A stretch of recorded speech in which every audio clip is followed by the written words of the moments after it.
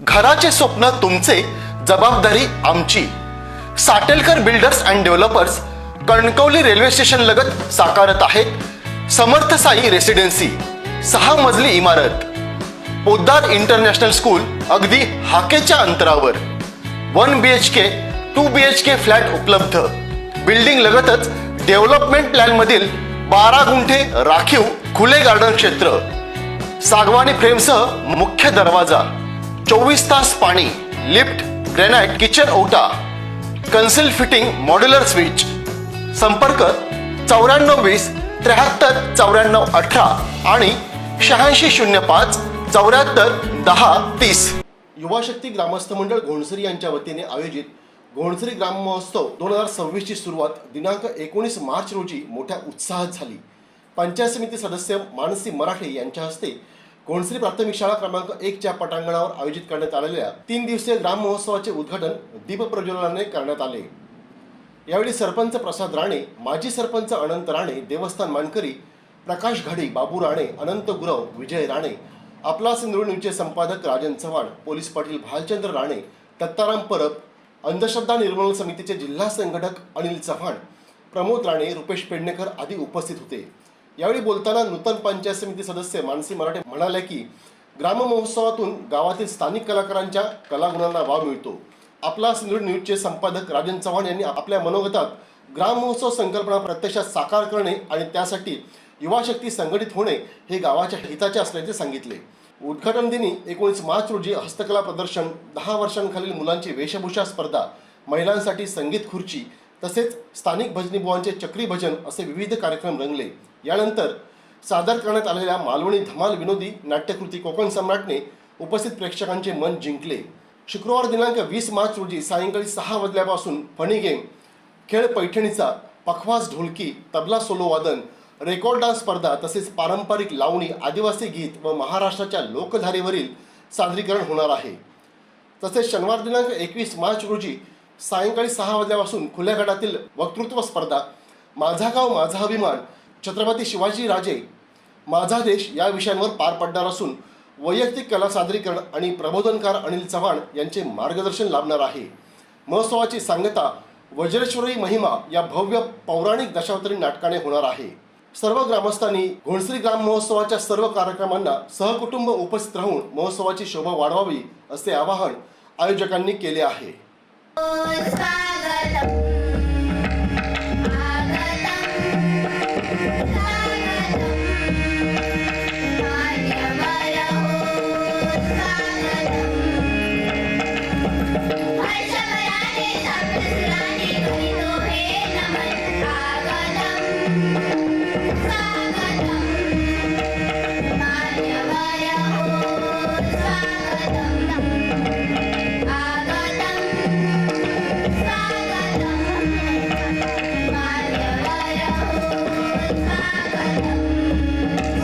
उपस्थित असलेले आपले 12/5चे आदरणीय व माननीय सर्व मानकरी, त्यानंतर आपल्या गावचे प्रथम नागरिक आपले सरपंच प्रसादजी राणे साहेब, त्यानंतर उपस्थित असलेले सर्व आदरणीय व्यक्ती, व्यासपीठावर उपस्थित असलेले सर्व आदरणीय व्यक्ती, त्यानंतर तुम्ही सगळे ग्रामस्थ आणि ह्या कार्यक्रमाचे सगळे युवा आयोजक.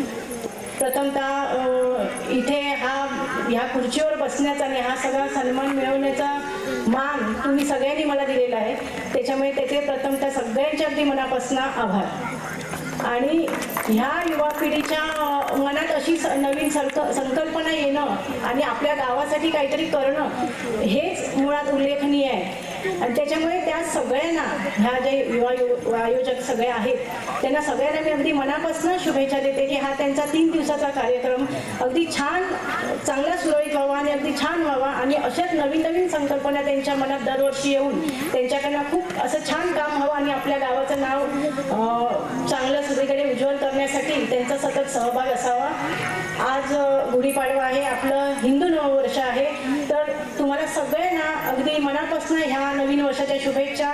हे वर्ष तुम्हाला खूप सगळ्यांना सुख समृद्धीचं आणि आनंदाचं जावं ही स्वामीचरणी प्रार्थना करते आणि माझे 2 शब्द संपवते. जय हिंद, जय महाराष्ट्र. धन्यवाद मॅडम. एकजूट याच्यातून दिसून येते. या घोणसरी ग्राम महोत्सवाच्या निमित्तानं व्यासपीठावरती उपस्थित असणारे गावचे प्रथम नागरिक सरपंच प्रसादजी राणे या लोणे पंचायत समिती मतदारसंघाच्या आणि आमच्या घोणसरी गावच्या सुशा असलेल्या मानसी मिलिंद मुद्दा म्हणतोय, कारण बाळकृष्ण हे नाव कोणाचं परिचित नाही आहे म्हणजे. त्यासोबतच माजी सरपंच अनंत राणे असतील, आपले ग्रामदेवत गंगामाऊली देवस्थानचे सर्व मानकरी, व्यासपीठावरती विराजमान असलेले सर्व मान्यवर आणि उपस्थित सर्व आभारवृद्ध.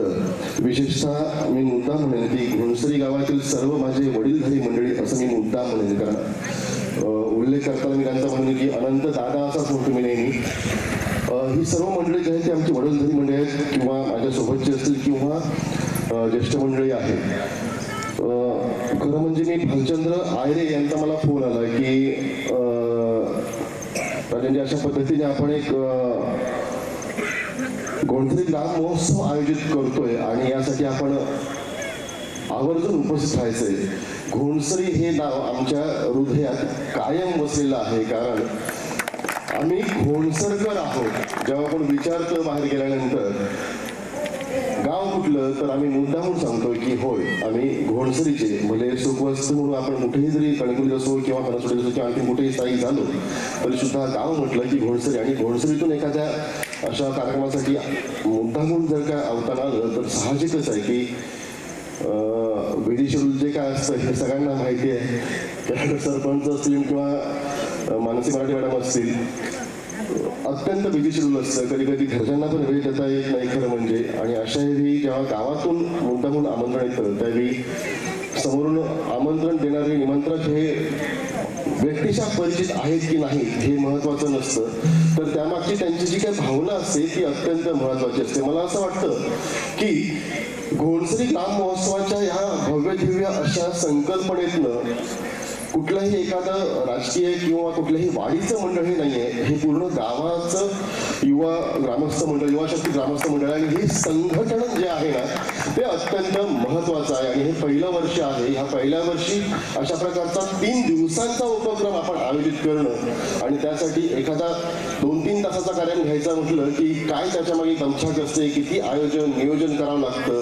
आर्थिक असतील म्हणा किंवा श्रम असतील म्हणा, वेळेचं नियोजन, या सगळ्याची आम्हाला पूर्ण कल्पना आहे. 3 दिवसांचा महोत्सव घेणं घोणसरीसारख्या आपल्या ग्रामीण भागामध्ये ही खायची गोष्ट नाही. तालुक्यातलं बघितलं तर हे शेवटचं टोक आहे आपलं. त्यानंतर मग वैभवडी तालुका सुरू होतो खरं म्हणजे.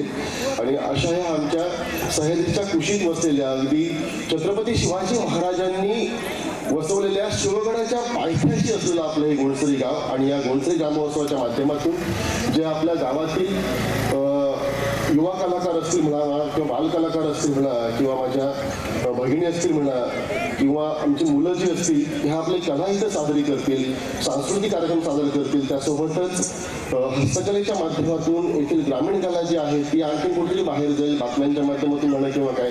मला ही खात्री आहे की ही सर्व सुरुवात आहे. या सुरुवातीच्या माध्यमातून हा महोत्सव जो आहे तो दरवर्षी भरवला जावा आणि त्याचं स्वरूप जे असेल ते आणखीन व्यापक असावं अशी मी इथं अपेक्षा व्यक्त करतोय. आणि आयोजकांना खूप खूप धन्यवाद देतोय. विशेषतः भालचंद्र आयरे या युवकाने मला फोन केला होता. माझ्या तो व्यक्तीशी अजिबात परिचित नाही आहे. इथं आल्यानंतर मी त्याला पाहिलं खरं म्हणजे. आणि या सर्व आयोजकांचे पुन्हा एकदा मी इथं कौतुक करतो आणि आभारही इथं व्यक्त करतोय आणि इथे थांबतोय. जय हिंद, जय महाराष्ट्र. धन्यवाद. ताज्या अपडेट्स आणि ताज्या बातम्यांसाठी आजच सबस्क्राईब करा आपला Sindhudurg digital news channel. Like करा, शेअर करा, कमेंट करा आणि महत्त्वाचं म्हणजे बेल आयकॉनला क्लिक करायला विसरू नका.